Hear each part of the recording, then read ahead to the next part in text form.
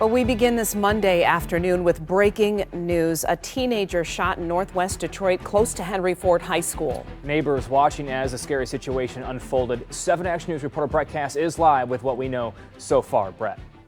First of all, the chief is on the scene. We're expecting an update. Well, Brian, we're expecting to hear an update. Chief White is on scene here. We're expecting to hear from him any time in the next few seconds, few minutes here. But here's what we're seeing. We're right outside of Henry Ford High School, and you can see the car over here with the markings around it, and that is where we believe a teenager has been shot in that vehicle. You see the back of the vehicle has been blown out there. But again, we're expecting to hear some official word from police here any moment. We did hear from some witnesses in the area who said they saw another truck pull up to that car and fire some shots through the back, and here's what she saw. We heard gunshots. We dropped low, went to the window, heard the tires in a white van taking off, some students running around. I let one young man in so he could call his parents. He was shaking up really bad because it happened right in front of him. I looked down and seen the gray car, which I believe it was the grandmother's car. They pulled him out of it and laid him on the ground, and he was shot up pretty bad. Chief Jackson. Here's what we know right now. At dismissal, DPS had a vehicle here. They do that commonly to handle dismissals. As they were doing dismissals, one of the lieutenants heard gunshots. He rushes over to what appears to be a gunshot victim. Once he gets there, he does see that it is, in fact, a gunshot victim, a 16-year-old who is suffering from at least 2 gunshot wounds. Down the street from this location, just a few yards up, is another gunshot victim also suffering from 2 gunshots. And apparently that victim was headed to his grandmother's car. His grandmother was actually waiting inside the vehicle when he was struck.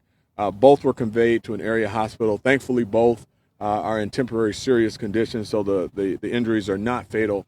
As I indicated, we are working in collaboration with DPS PD. They have a lot of good information, evidence that they've recovered. We're going to be looking at some video here soon, and we'll be putting out a vehicle description and a perpetrator description. Right now, preliminarily, until we get the video downloaded, we are looking for 3 African-American males. One is described as light-complected.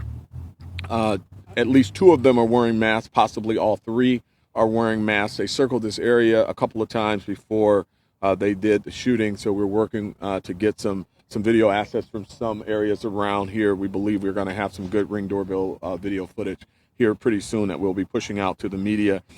We also may have a name on the suspect, but it is a juvenile that we're looking for, so I cannot release the name. But we're going to relentlessly work this case, working with them, and we're going to be hopefully making an arrest pretty soon. No one else is at risk.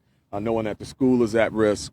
And we know who we're looking for. This appears to be an isolated incident. This has nothing to do with the school per se, but the conflict that these 2 groups are having. Chief, what we're hearing is maybe some retaliation. Is that what you're hearing on the streets here? Yeah, I'm hearing a lot of different theories on what's going on. It's something that happened perhaps a few days ago that this one group is retaliating against. But we have our gang intel on the ground as well. And we're pulling that information together. I don't want to put that out there right now because I can't confirm it, but we're looking at every single angle.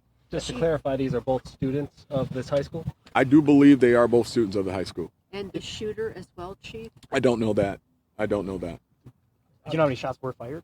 Right now, all I can confirm is that more than 3, more than 4 gunshots were fired. Chief, we also understand that your officers were rushing over here to assist the people already on the ground and were involved in an accident where my colleague is right now. How are they? Well, I hear they're okay. I've been getting that information. Obviously, they were rushing over here because this came out as a school shooting, but we got to be careful. They're okay. I'm hearing that the citizens are okay. I'm going to be looking into that after I'm done here.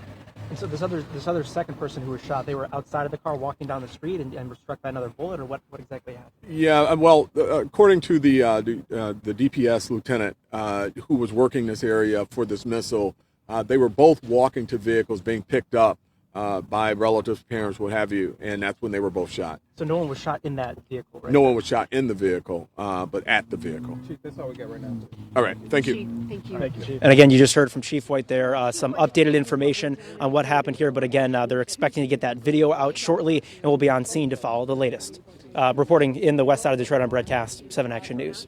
And still a lot of factors to consider in piecing together exactly what happened, Brett. Thank you for the update.